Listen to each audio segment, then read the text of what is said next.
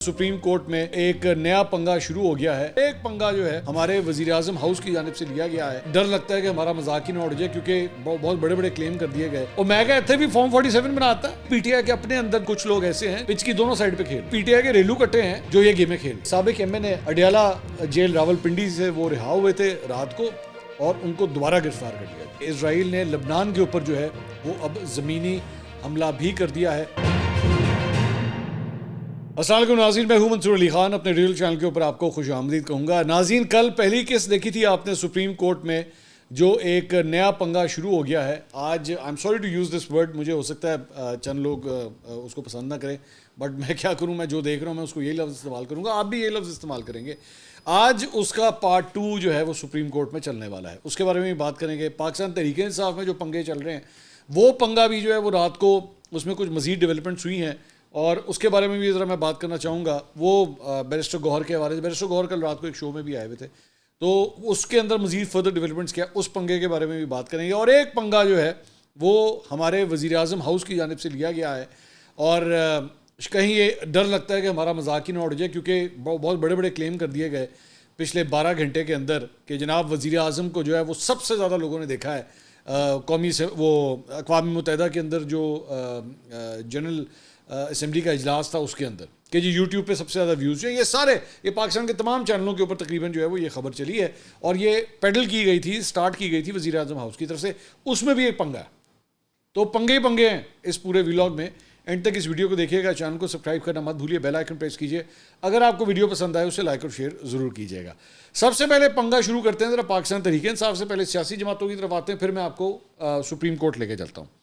اچھا جی، کہانی یہ ہے کہ کل جو ہے وہ خبر آئی. سب سے پہلے وی نیوز کے اوپر یہ خبر دی گئی. زبیر علی خان صاحب نے یہ خبر دی، جرنلسٹ ہیں. انہوں نے کہا کہ جناب عمران خان صاحب جو ہے وہ بڑے غصے میں تھے اور انہوں نے کہا ہے کہ احتجاج جو ہے وہ کیوں روکا گیا، کس نے روکا ہے احتجاج، اور احتجاج جو ہے وہ نہیں روکنا چاہیے تھا. اور بیرسٹر گوہر کے حوالے سے کہا گیا یہ بزدل آدمی ہے، اس کو ہٹا دینا چاہیے، اسے ہٹا دیں اس کو یہاں سے. اور کافی غصے کے اندر تھے. اعظم سواتی صاحب کو بھی سنا ہے کہ اس کے اندر ڈانٹ پڑے گی. خبر جو ہے وہ یہ تھی. اچھا، جب یہ خبر آئی تو اس کے تقریباً 2 سے 3 گھنٹے کے بعد پاکستان تحریک انصاف کی جانب سے جو ہے اس کو اب دبانے کی کوشش شروع ہوئی. اور میرے خیال میں یہ پہلا پنگا تھا جو شیخ وقاص اکرم صاحب کے کھاتے میں آیا بطور نیا سیکرٹری اطلاعات. ابھی 2-3 دن ہی ہوئے تھے ان کو بنائے ہوئے، تو یہ نئی ذمہ داری جو ہے ان کے ہاتھ کے اندر آ گئی کہ جناب سنبھالیں اس کو.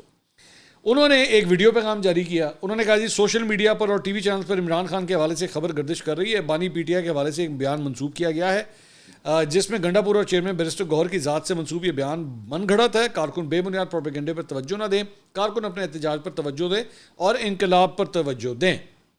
بیرسٹر گوہر نے بھی جو ہے وہ شیخ وقاص اکرم صاحب کی یہ ویڈیو جو ہے وہ شیئر کر دی اپنے ٹویٹر اکاؤنٹ کے اوپر.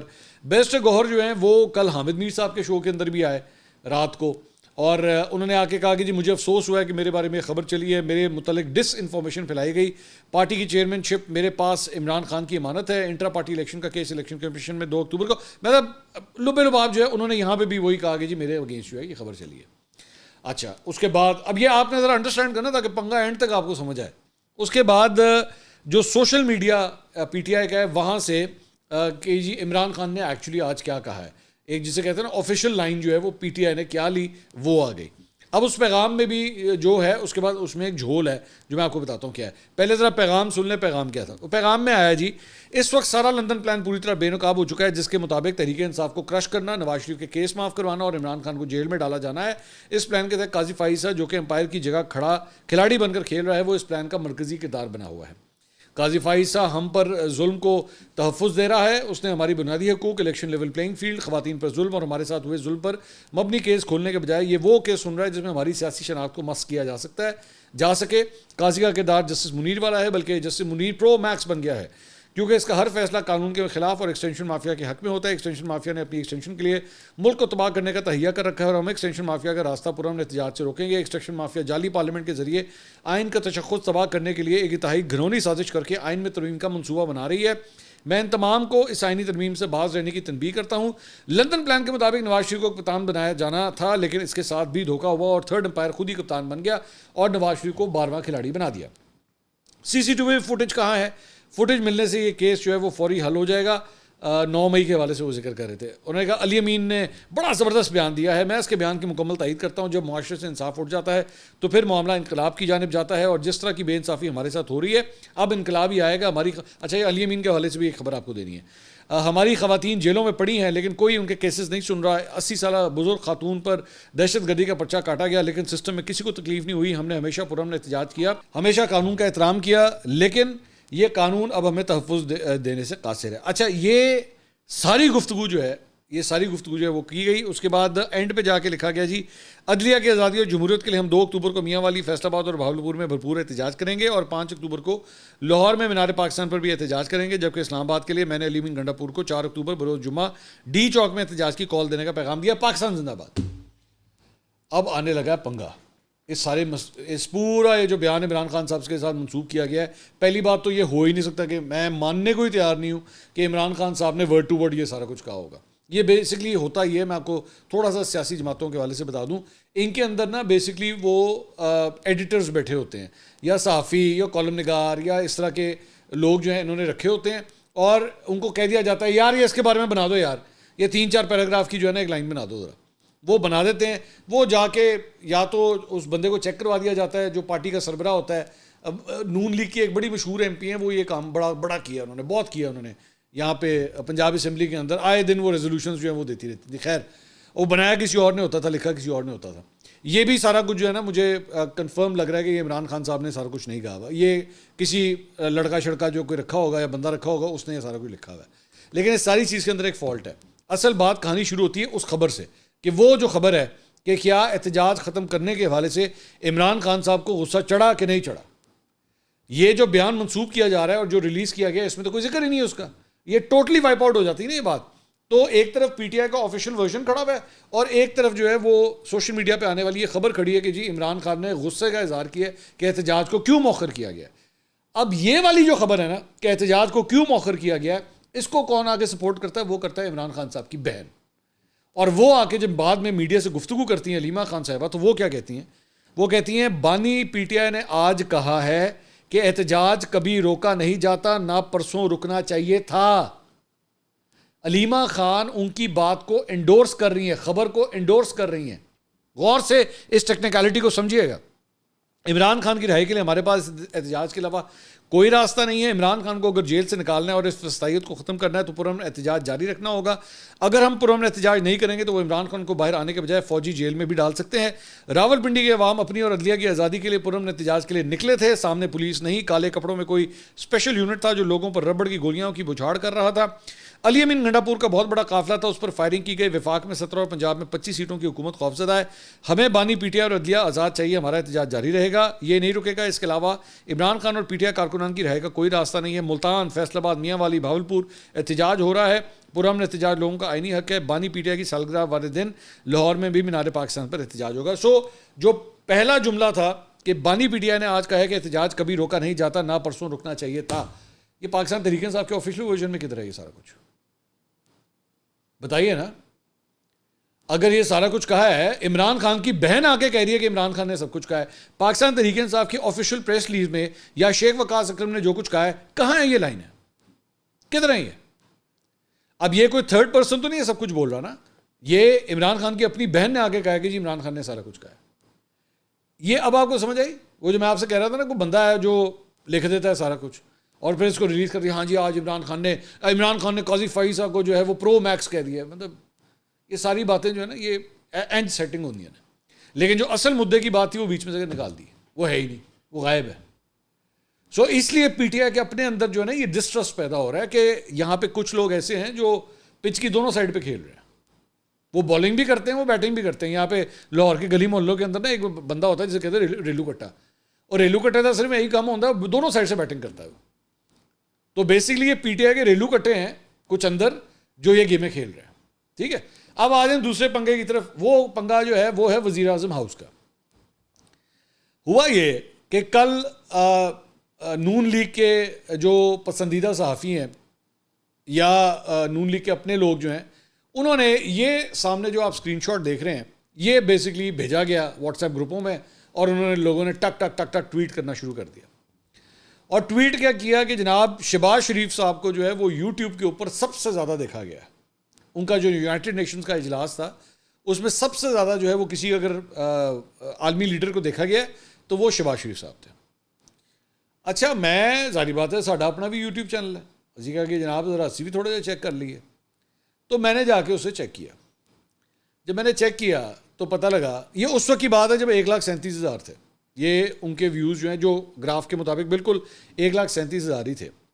لیکن اس کے اندر ایک پرابلم تھی, اور پرابلم یہ تھی کہ ان سے زیادہ جو ویوز تھے وہ بنجمن نیتنیاہو کے تھے جو اسرائیلی وزیر اعظم ہیں, ان کے زیادہ تھے. تو میں نے یہ جو نون لیگ سے جڑے لوگ جو اس کو کر رہے تھے ان میں سے ایک نے جو ہے وہ ٹویٹ کیا ہوا تھا, تو میں نے ان کو ٹویٹ ان کا پہلے بھیجا اور اس کے بعد میں نے یہ بات ان کو کہی. میں نے کہا یار مت کرو اس طرح, یہ بری بات ہے, اس طرح کا کلیم مت کریں آپ, یہ غلط بات ہے, یا پھر آپ کم از کم چیک کر لیں. اچھا وہ کسی نے چیک کرنا بھی گوارا نہیں کیا. ماشاء اللہ ساڈے چینلوں نے بھی جڑا ہے نا مطلب چک کے رکھا کام. جیو نے بھی بریک کر دی خبر, ARY نے بھی بریک کر دی, سما نے بھی کر دی, دنیا نے بھی کر دی, سب نے خبریں بریک کرنا شروع کر دی. جی کمال کر دیا, کمال کر دیا, شہباز شریف سب سے زیادہ دیکھے جانے والے لیڈر جو ہیں وہ بن گئے. جبکہ میں دیکھ چکا ہوتا کہ بنجمن نیتنیاہو جو ہے وہ اس کے زیادہ ویورشپ ہے. اب وہ ایک ڈفرینٹ ڈبیٹ ہے کہ کیوں ہے, مطلب وہ اس میں ظاہری بات ہے بنجمن نیتنیاہو سے لوگ نفرت بھی بہت کرتے ہیں, نفرت میں بھی وہ چیز دیکھی جاتی ہے. ویورشپ کا یہ تو نہیں پتا ہوتا نا کہ سب نے جو ہے وہ پسندیدگی میں دیکھا ہے, لوگ نفرت میں بھی دیکھتے ہیں کہ کیا بکواس کر رہا ہے یہ. ظاہری بات ہے اب مڈل ایسٹ کے اندر, مشرق وسطیٰ میں مسلمان ممالک کے اندر بڑی سخت نفرت ہے بنجمن نیتنیاہو سے, تو اس چکر میں بھی ہو سکتا ہے لوگوں نے دیکھا ہو, لیکن دیکھا ہے. میں نے اس بندے کو بھیجا, میں نے کہا یار یہ کیا ہے, یہ کیا کر رہے ہو تم لوگ, یہ کیوں یہ کلیم کر رہے ہو مختلف چینلوں. اچھا وہ چینل بھی ہمارے ماشاءاللہ کوئی چیک ہی نہیں کرتا, بس ادھر سے پیپر آیا اس طرح ہی چھاپ دیا آگے, بس چیک بھی نہیں کیا. وہ بندے نے بڑی زبردست بات کی مجھے, انہوں نے کہا جی اس میں غلط کیا. میں کہا غلط کیا, میں کہا بنجمن نیتنیاہو کے زیادہ ویوز ہیں شہباز شریف سے. انہوں نے کہا پر اسی تو اسرائیلی وزیر اعظم نو مانتے ہی نہیں. میں کہا ہے کیا مطلب. انہوں نے کہا اسی اسرائیل نو مانتے ہی نہیں, ہم تو اسے ایکسیپٹ ہی نہیں کرتے, ہم اسے ریکگنائز نہیں کرتے. جو ہم اسے ریکگنائز نہیں کرتے تو وزیر اعظم کو بھی ریکگنائز نہیں کرتے اس کو. میں کہا اے چنگی گل ہے یار, اے بالکل ٹھیک ہے کہ بھائی ہم چونکہ مانتے ہی نہیں ہیں تو بعد میں جہاں دوجے نمبر تے آیا تو ساڈا ہی بندہ ہے نا, وہ تو ساڈا ہی بندہ ہے, تو بس ٹھیک ہے. اور میں کہا اتنے بھی فارم 47 بناتا میں کہ یہاں پہ بھی وہی کام کیا ہے, فارم 47 بنا دیا. خیر چلیں ٹھیک ہے, یہ آپ کی مرضی ہے, آپ اس لاجک کو جو ہے ایکسیپٹ کرنا چاہتے ہیں کہ نہیں کرنا چاہتے. لیکن بہرحال یہ ہوا, اس میں نے صرف اس سے ایک بات کی. میں نے کہا میری بات سنو, اس میں پرابلم کیا ہے. ٹھیک ہے لوکل میڈیا میں یہ لوکل میڈیا ہو گیا, پاکستانی ہو گئے, ان کو تو آپ یہ کہہ دیں کہ وہ دیکھیں جی سب سے زیادہ ہے. میں نے کہا لیکن ظاہری بات ہے انٹرنیشنل میڈیا جو ہے نا وہ یہیں سے چیزیں اٹھاتا ہے. جب ان چینلوں کے اوپر چلے گا اور انٹرنیشنل میڈیا وہاں سے دیکھے گا تو وہ کہے گا یار تم پاگل تو نہیں ہوگے, کی کرتے پہ ہو, واٹ آر یو ڈوئنگ. ایک مطلب کتنا امبیرسنگ سچویشن ہوگی کہ ملک کے وزیر اعظم ہاؤس کو جو ہے وہ انٹرنیشنل میڈیا فیکٹ چیک کر رہا ہوں. اب فیکٹ چیک کرنا جو ہے, فیکٹ چیک سے مراد ہوتی ہے آپ کی خبر کی اوتھینٹسٹی کو چیک کرنا. خبر آ رہی ہے وزیر اعظم ہاؤس سے, آپ کے پرائم منسٹر ہاؤس کی کوئی کریڈیبلٹی رہے گی کہ نہیں رہے گی. اگر آپ نے کرنا ہی ہے, چلے میں آپ کو طریقہ بتا دیتا ہوں, you could have done this in a better way, in a much better way, کہ جی یونائٹڈ نیشنز کے اندر اقوام متحدہ میں جتنے مسلم ممالک تھے سب سے زیادہ اگر کسی مسلم لیڈر کو دیکھا گیا تو وہ شہباز شریف تھے. یہ فیکچولی کریکٹ خبر ہے, اس میں کوئی پرابلم نہیں ہے, بالکل کریکٹ خبر ہے. تو مجھے نہیں پتا, میں ہمیشہ یہی کہتا ہوں نا, یہ سوشل میڈیا ٹیم ہے نا, بندہ دل کرتا ہے میں کیا کہے بندہ, ان کو کس طرح سمجھائے ان کو. خیر تو ایک پنگا جو ہے وہ یہ. اب آ جائیں تیسرے پنگے کی طرف, وہ ہے جناب قانونی پنگا. قانونی پنگا وہ کل سے شروع ہوا ہے, اور وہ شروع کیا ہوا کہ جسٹس منیب جو ہے وہ 63A کے حوالے سے جو بینچ بنا تھا اس میں تشریف نہیں لے کر آئے. جب وہ تشریف, میں تھوڑا بیک گراؤنڈ بتا دوں پھر اگلے اس پہ آتا ہوں میں, وہ نہیں تشریف لے کر آئے. جب وہ تشریف نہیں لے کر آئے تو اگلا سٹیپ کیا ہوا کہ چیف جسٹس نے جو ہے وہ یہ کہہ دیا کہ جناب جسٹس منیب کو ہم جو ہے وہ کنونس کرنے کی کوشش کریں گے, تو وہ آ جاتے ہیں تو ٹھیک ہے, ورنہ نیا بینچ بنے گا. اب یہ جو ورنہ تھا نا, اس کا مطلب تھا کہ جناب آج صبح جو ہے وہ ججز کمیٹی دوبارہ بیٹھے گی, اور اس کے بعد یا تو یہی 4 رکنی بینچ کنٹینیو کر جائے گا, 4 تو نہیں ہے تو 5 رکنی, تو جو 4 ججز ہیں انہی کے ساتھ کنٹینیو کرے گا, یا پھر ان کی ریپلیسمنٹ آ جائے گی, جسٹس منیب اختر کی ریپلیسمنٹ آ جائے گی.